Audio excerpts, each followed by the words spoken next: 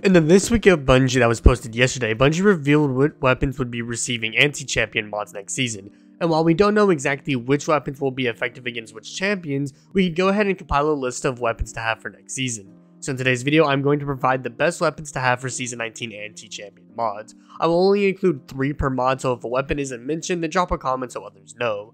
With that being said, let's dive right into it. Starting off, we have hand cannons. We don't know what hand cannon mods will receive, but my guess is probably Overload or Unstop, as we typically get one of those two. Regardless, there are 3 hand cannons I think will do great. My first pick goes to Zyuli's Bane. I mentioned this in my last video, so I'll keep things brief, but it's an easy hand cannon to get and comes with great perks for GMs. Go for explosive payload and one for all and it will serve you well. Next, we have Fatebringer. This is an oldie but goodie and is one I hope no one sleeps on, especially with how easily it can be farmed. I recommend going for explosive payload and frenzy on it for a great combination for GMs. The final pick is one that comes from left field but still good regardless, and that is the 7th Seraph Officer Revolver. This weapon is pretty good even with it being a 180, as it comes with time payload and has the ability to spawn Warmind cells. There's also a possibility that we will see this weapon become craftable next season, along with other Seraph and or Aikilos weapons, so definitely keep this weapon on your list.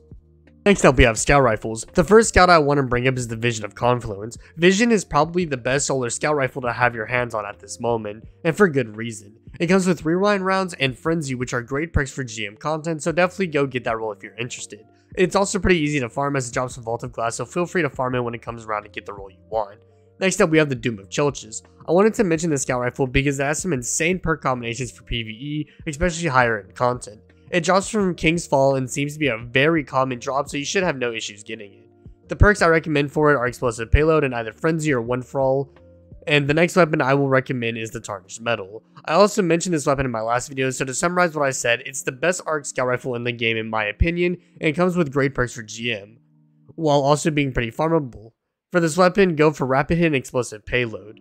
2 honorable mentions I wanted to get out of the way for scout rifles are Tears of Contrition and Night Watch.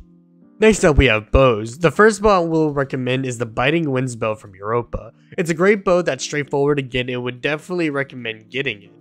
The perks I suggest for it are Rapid Hit and Explosive Head. The next bow I want to mention is the Strident Whistle. It drops from Vanguard Ops and Vanguard Engrams and is easily the best legendary solar bow in the game. I'd recommend going for Archer's Tempo and either Vorpal Weapon or Explosive Head on this weapon. The next bow I want to mention is the Point of the Stag.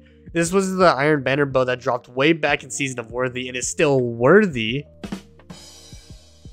of getting. You can pick it up from the exotic kiosk in the tower if you're interested. And the final bow or bows I recommend are the exotic bows from the exotic kiosk. They're all great, especially for GMs, so get them in because why not? Next up, we have pulse rifles. The first pulse rifle I'm going to recommend is the Forge's Pledge. I think it was definitely worth getting one before Iron Banner left, as it will probably play a big part in GMs next season. My preferred role is the all for all combo of stats for all, one for all, but use whatever role you prefer.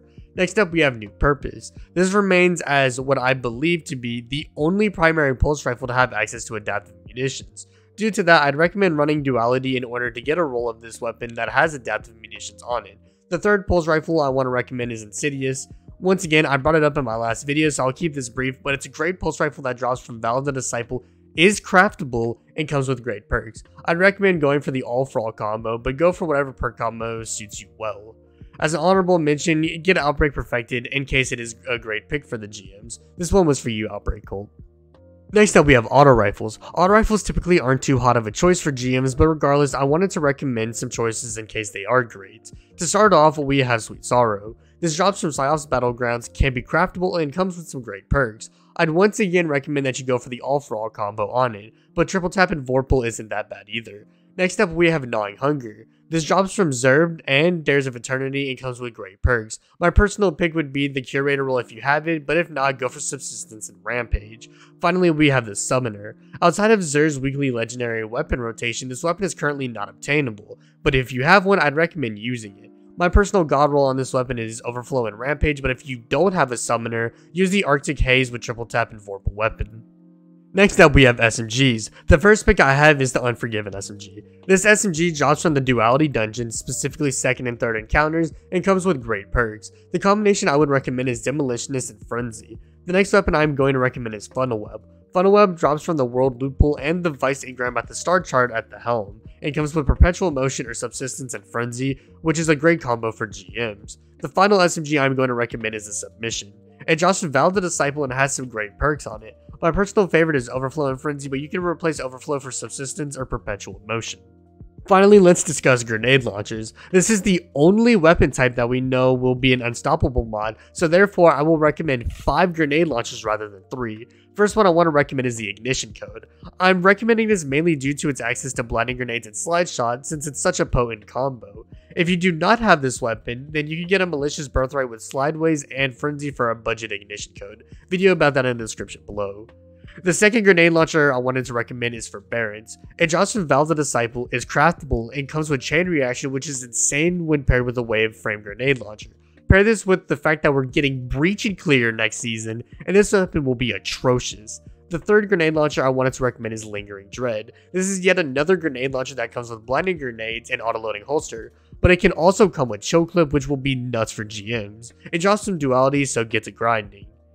The fourth grenade launcher I wanted to recommend is the Wither Horde. Even with this weapon getting nerfed, it is still going to be insane, so don't worry about that. Pair this with Breach and Clear and this weapon will be nasty. The final recommendation I have is Anarchy. Yep, the king is back. If you remember, Anarchy was disturbingly good during Season of Splicer, thanks to both Breach and Clear and just how nasty this weapon is. It doesn't matter that it received a nerf back then, it will be amazing, so go get it if you haven't already. That wraps up today's video. If you found this video helpful, consider dropping a like and subscribing for more Destiny content dropping every week. If you want to tune into a stream for day 1 of the new season, then definitely be sure to pull up to my stream that will be happening right here on YouTube, as I hope to see you guys there. Finally, be sure to follow all of my social media platforms linked in the description below. With that being said, I'm SniperKH, and I'm out. Good luck with gaming.